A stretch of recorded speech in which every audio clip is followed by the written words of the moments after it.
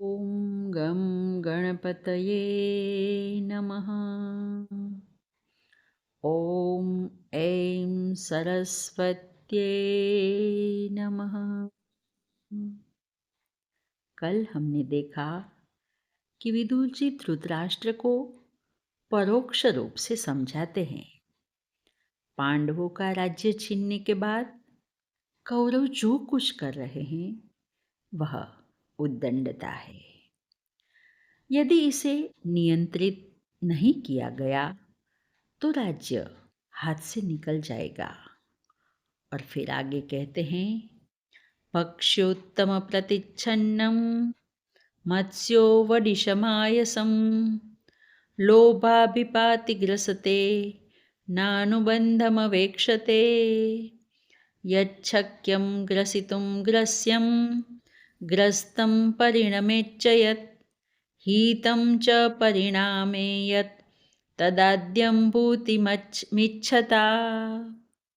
जैसे खाने के लोभ में मछली खाद्य पदार्थ के अंदर ढके हुए कांटे को भी निगल जाती है और अपने जीवन से हाथ धोना पड़ता है। उसी तरह यदि परिणाम पर विचार किए बिना कार्य करने से विनाश की ओर कदम आगे बढ़ता है। अतः जो अपना कल्याण चाहते हैं उन्हें उस मामले में सावधान रहना चाहिए कि वे वही कार्य करें जो करने लायक हो और करने के बाद उस कार्य के परिणाम को निगल सके, पचा सके और कल्याण हो सके।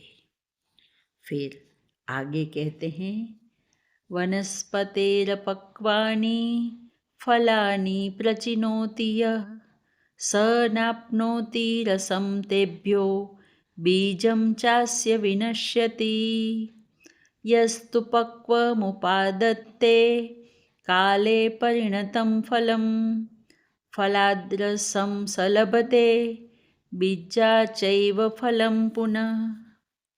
जैसे कच्चे फलों को तोड़कर खाने वाले को फल के मधुर रस की प्राप्ति नहीं होती और बीज भी नष्ट हो जाते हैं, ऐसे ही कार्य को भी समय से पहले बहुत जल्दी करने से सफलता प्राप्त नहीं होती।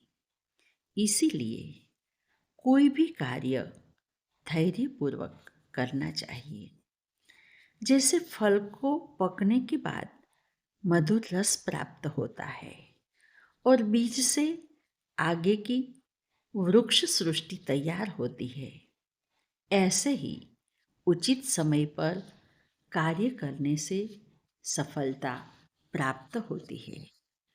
और अब विदुर जी अर्थव्यवस्था की बहुत बड़ी बात बताते हुए कहते हैं, यथा मधु समादत्ते रक्षन् पुष्पाणि षट्पद तद्वदर्थान् मनुष्येभ्य आदद्यादविहिंसया पुष्पं पुष्पं विचिन्वित मूलच्छेदं न कारयेत् मालाकार इवारामे न यथांगारकारक।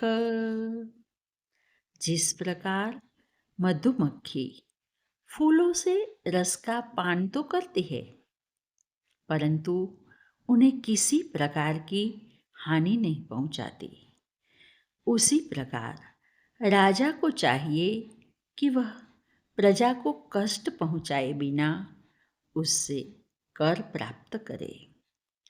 जिस प्रकार बाग की रक्षा करने वाला माली एक एक करके सावधानी से फूल तोड़ता है, वैसे ही प्रजा को कोई हानि पहुंचाए बिना राजा को कर वसूल करना चाहिए।